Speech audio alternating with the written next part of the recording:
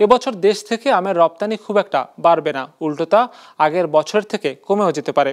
রপ্তানিকারকরা জানিয়েছেন, চাহিদা থাকার পরও উড়োজাহাজের বাড়তি ভাড়ার কারণে বিশ্ববাজারে বাংলাদেশি আমের বিক্রি কমেছে।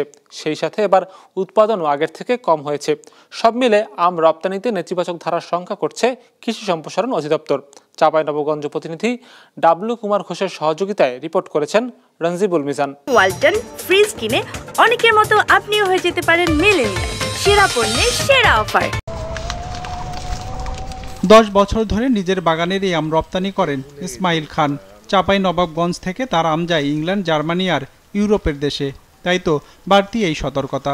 আম্রপালি, খিরসাপাত, হাড়িভাঙ্গার মতো আম ফলে তার বাগানগুলোতে, যেখান থেকে গেল বছর 100 টনের মতো আম রপ্তানি করেছেন তিনি।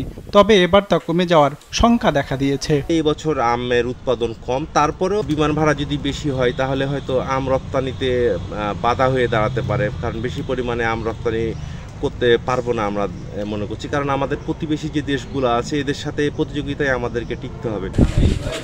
ব্যবসায়ীরা জানিয়েছেন, আম্রপালি, খিরসাপাত, ল্যাংড়া, ফজলি সহ 7 থেকে 9 জাতের আম রপ্তানি হয় দেশ থেকে।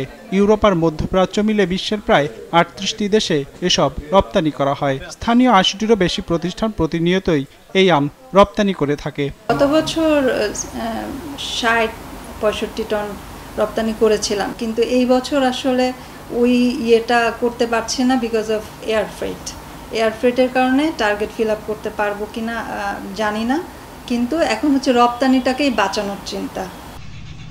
কৃষি সম্প্রসারণ অধিদপ্তরের হিসেবে দেশে চলতি বছর 2,03,000 হেক্টর জমিতে আমের চাষ হয়েছে। এর বাইরে পারিবারিক বাগান থেকে উৎপাদন করা হচ্ছে আম, যেখান থেকে সব মিলিয়ে 3,100 টন আম রপ্তানির লক্ষ্য ঠিক করেছে সংস্থাটি।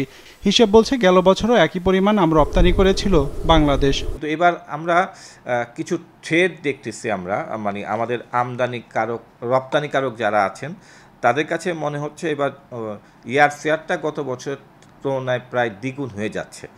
এই কারণে তারা আমাদের কম্পিটিটর যে দেশগুলো আছে তাদের সাথে প্রাইস কম্পিটিশনে টিকে থাকার বিষয়ে তারা একটু শঙ্কা প্রকাশ করেছেন। যদি ইয়ার ফেয়ারটা যদি গত বছরের মতো হয় বা গত বছরের কাছাকাছি হয় তাহলে আমের রপ্তানিটা অনেক বেড়ে যাবে। কৃষি সম্প্রসারণ অধিদপ্তরের তথ্য বলছে, প্রতি বছর দেশ থেকে যত আম রপ্তানি হয় তার বড় অংশই যায় ইংল্যান্ডে। গেল বছরও সেখানে 1,500 টনের মতো আম রপ্তানি হয়েছে। ইতালি আর সৌদি আরবে গেছে 650 টনের মতো। রঞ্জিবুল মিজান, বিজনেস রিপোর্ট, মাছরাঙ্গা টেলিভিশন।